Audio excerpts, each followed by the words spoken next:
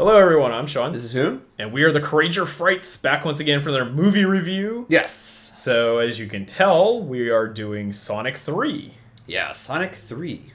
Sonic 3. So, this is obviously the third Sonic film in the Sonic franchise. 3, yeah. So, this one introduces Shadow the Hedgehog, which is a fan favorite character, as well as Double the Jim Carrey. Yeah, Double Robotniks. I guess it's like worse. Gerald Robotnik. Yes. Which is from the Shadow timeline, I guess. Yeah. I guess it's a little different than the actual Shadow timeline, but it's close. It's there. It's there. More or less, it's intact. Yeah. If you wanted to see a little girl get shot to death on screen, you're out. They really needed to put that in. That's integral to the plot. They do have the same story, though, yeah. but it's not as, not as graphically depicted. Garge comes in, shoots her. Yeah, it's not that. Well, it never was that graphic, but she gets hit by a stray gas explosion or something like that. So it's more accidental in this film. Yeah. So the movie, of course, it continues with the characters from the previous two films. So if you saw those, you know what's going on. If you didn't see those, you probably should see those. Mm-hmm. We did a review on that. We enjoyed the first two. Yeah, out of I guess the newer video game movies, the Sonic movies, the Sonic franchise is actually pretty decent. Yeah. So our main characters, you have Sonic, you have Tails, you have Knuckles, who are on the posters. Yeah. You have two human characters, Tom and Maddie. Tom, Mike Matei. Mike Matei, yeah probably Maddie. Should address that. Yeah. And then there's Robotnik, basically, so Jim Carrey. Yeah. There's two Robotniks in this one.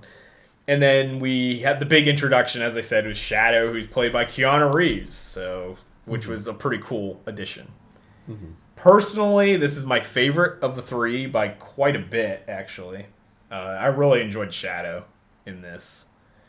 I would say I'm not despite my $8 Walmart shirt, I'm not, I wouldn't say I'm actually a Sonic fan, so I don't know if that would affect our review in any way. Somebody may be like, you guys are fake fans. Yeah, it's I'm not claiming to be a super big Sonic fan. Right. I didn't grow up with it. Yeah. I grew up with Mario.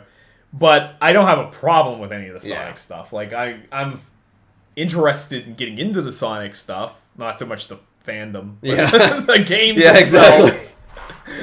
Exactly. But I would say that this one, I felt adding Shadow to this gave it more of a serious edge to it. And by doing that, I don't mean it's like an edgelord thing. I think it's more like it gives a bit more meat to the story. Mm-hmm. It gave this more emotion and more impact than the previous two films, which were just straight up comedies. Yeah, in my opinion. First and second movie is, if you have the definition of just fast jokes 24/7, those are the first two movies. Right. There's nothing.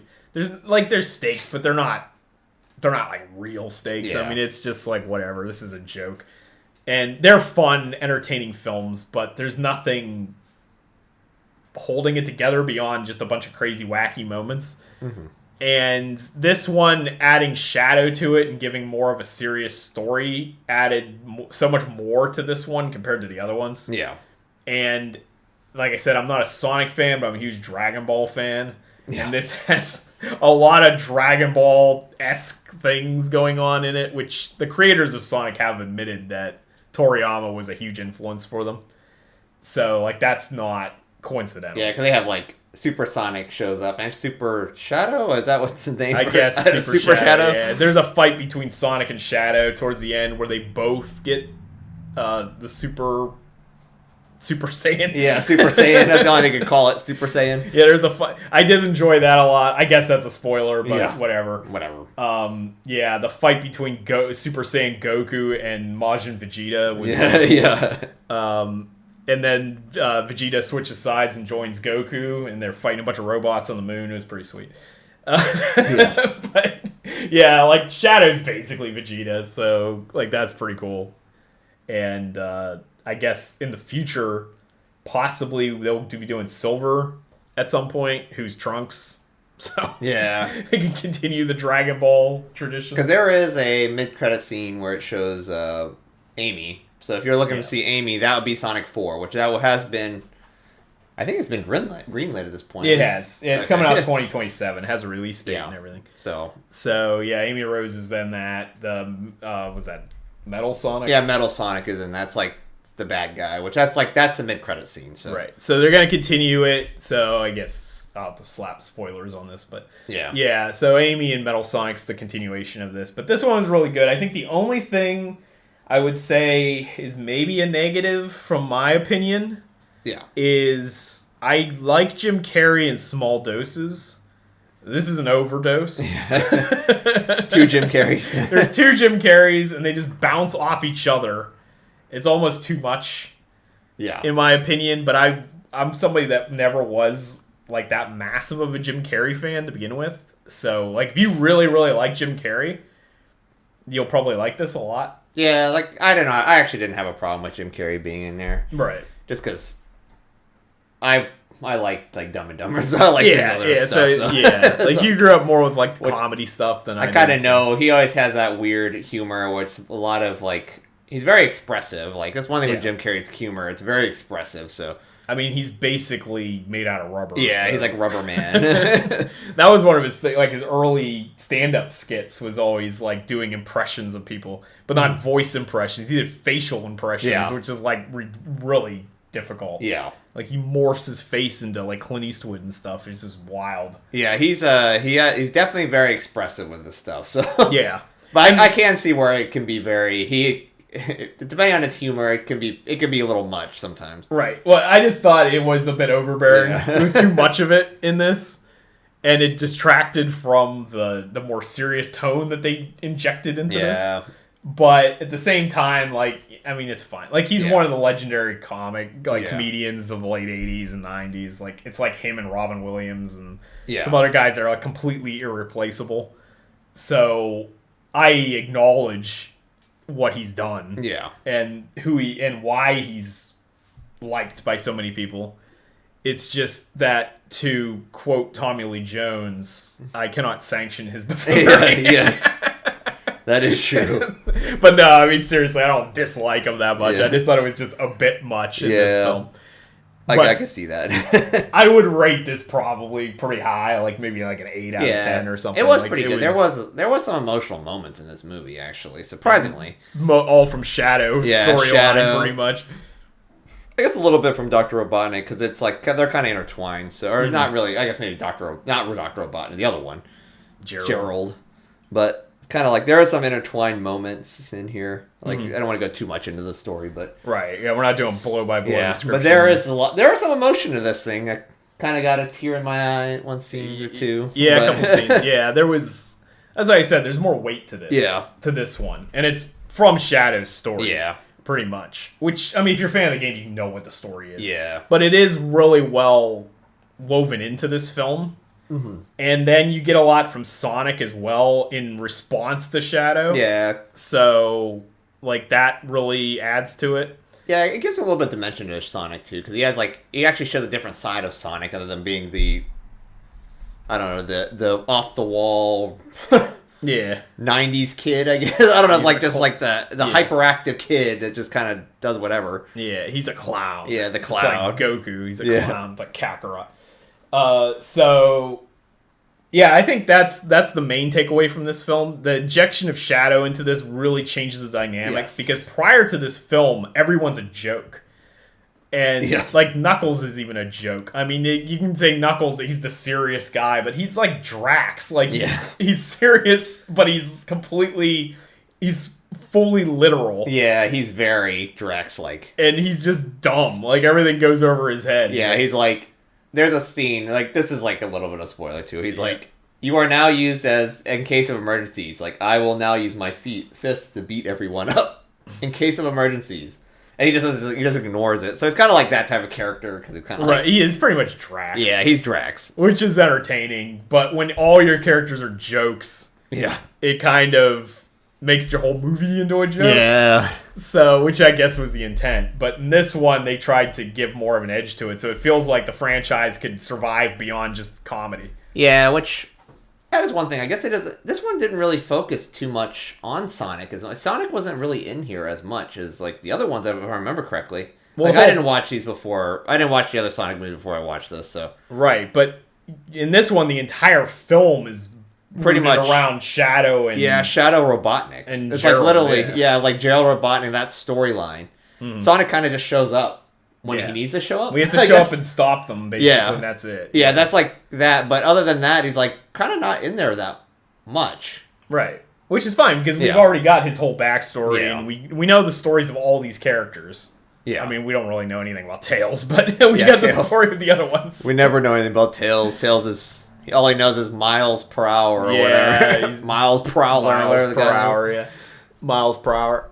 And then, so it'll be interesting to see what they do with this franchise now that it's kind of developing more into something different than the first two were. And I feel like there's a lot more references to the games in this one than there was in the other two. Although there's a lot in the other two, too. So we were looking at some of the stuff, and there seems to be some references to other games. Compared to, like, even not just, was it Sonic that Shadow the Hedgehog? I don't know which game Shadow the Hedgehog comes from, but... Sonic Adventure 2, I think. Yeah, there's, like, some other stuff from other games. Yeah, so we're getting into the Dreamcast era now. Whereas the first two, we were firmly... in the Genesis era, pretty much, still. And they even changed the credit sequence now, so now that it's like in the Sega Saturn era graphics. Oh, yeah, that's right.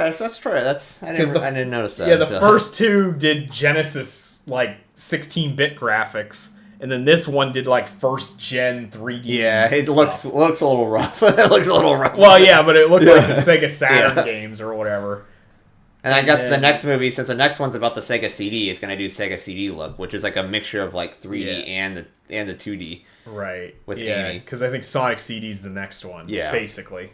That's Amy's story. That's Amy, and that's also Metal Sonic. Yeah, Metal Sonic, because like I said, that's that middle credits scene, so that's the next movie. So. Right. So that'll be the fourth movie.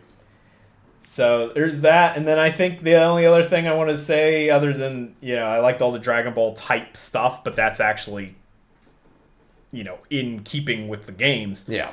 The weird part, and I'm pretty sure this is a coincidence. I want to say this is a coincidence because it's too weird for it to not be, is the human element of this story, Tom and Maddie. Yeah. First, we've pointed out the fact that James Marsden kind of looks like Mike Matei. Yeah. And if you don't know who Mike Matei is, he's like the guy from Angry Video Game Nerd that was always with James Rolfe all the time. And then he went off to do his own thing. They're still really good friends, but he's off doing his own thing on Twitch. And he does his whole deal on Twitch, Mike Matei Live. Where this movie has some really weird jokes. Like jokes that don't feel like they hit the target audience. Like a Popeye joke at one point. A B. Arthur joke at another point. Which is like one of the actresses in the Golden Girls. Yeah. Both Popeye and Golden Girls are like common topics on Mike Matei's channel. Yeah. And he does like a little he had like a dummy or whatever, like a he has a ventriloquist thing. Mike Matei has an Elmo puppet that he kind of like talks with. Right. He has a whole skit with his Elmo puppet. It's getting to the point where it's like, is the people that watch this or I've seen Mike Matei at one point. It's like, oh, this guy does look like Mike Matei. Let me put some jokes in there from his actual stream. Because as I was rewatching the first two, I remember us calling him Mike Matei, and then I saw all these similarities, like his girlfriend lives in California, like all this crazy crap that's like literally the Mike Matei nonsense on his Twitch channel. Yeah. And it's just like, I still want to say it's a coincidence. It can't not be a coincidence. That's too weird. But at the same time, what are the chances that Popeye and B. Arthur show up in this movie, like, as reference? We just need to have them singing, like, 30 show tunes or something. Watch them do that. Yeah, they're going to do that next movie. That'll probably be the next thing you'll have them do. Yeah, he'd be, like, singing some sort of 30 show tune thing. And it's like, okay, if that's the case, that's like, okay. There's no way it's not. Because they had him this one, they got bored, so they took up hobbies. Yeah. And their hobbies are, like, all weird, old-timey things that don't make any sense in this age. It's like crocheting and ventriloquism and stuff. And it's like, that's all crap that Mike would do. Yeah. It's like Mike Matei is the best Sonic fan in existence. He doesn't even play Sonic. That's what's so funny about it. Like, I don't think I've ever seen him stream Sonic. But yeah, I just thought that was really funny. He doesn't like them kids games like Sonic. Sonic. He mostly does like shmups and stuff. Yeah. But, I like I said, I think that's purely coincidental. Yeah. But it's just so weird. It's kind of strange that it's like, why is it all this Mike Matei It's the combination of all the stuff. Yeah. That, because Mike's combination of topics is so bizarre and like on his brand. Yeah. Like no one else is going to be talking about Golden Girls. Yeah. But they show almost all of the stuff that he talks about has shown up in these 3 Sonic films, and they have nothing to do with Sonic. Yeah. It's really strange. It is really funny, and I don't know what's going on with that. Yeah. We'll see if it continues in Sonic 4. If there's more references, if he starts breaking into 1930s show tunes or something. Yeah, that's what I'm saying. The only thing is like... Or we find out that Tom is obsessed with Donald Duck comics. Yeah, it's like a Donald Duck thing. It's like, okay, this is now, for sure, Mike Matei. Pretty much. Because it's like, unless the director or something saw, like, someone said something on Reddit or something, and they saw it, and were like, let's look at this Mike Matei, and see what his brand is, and it's like, oh, he does look like... Because, like, their actor, James Marsden, just the way they made him look in this, he does resemble him. Yeah, it's like, oh, this must be James... Let's see what they're talking about. Oh, this does look like Mike Matei. Or James Marsden. Yeah. Let's just use some of his stuff. It's just getting to the point that it's... Yeah. If one more thing pops up in the fourth one, it's like we're not even in coincidence anymore. This is like true. They probably got it and they're like, okay. Yeah, because like I said, there's tons of Dragon Ball-esque crap that goes on in these movies, but that's like part of the game. Yeah. The creators have said that that's the inspiration, so that makes sense. This one doesn't make any sense.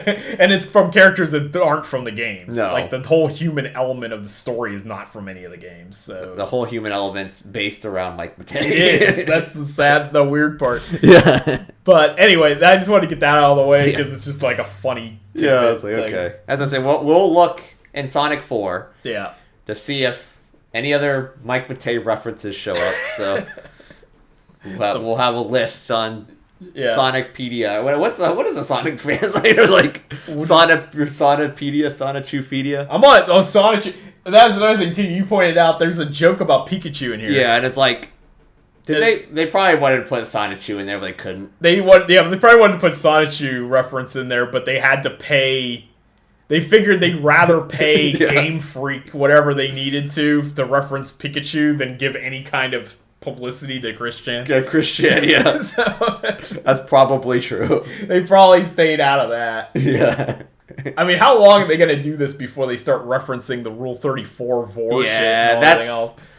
It's got to be close, because they're getting to that point. They do the memes, though. Yeah. In these. Like the gotta go fast thing. Like, they've said it every single time. Which I think it is his catchphrase. Yeah, he's like, you have a catchphrase? Yeah, yes. And everyone loves it.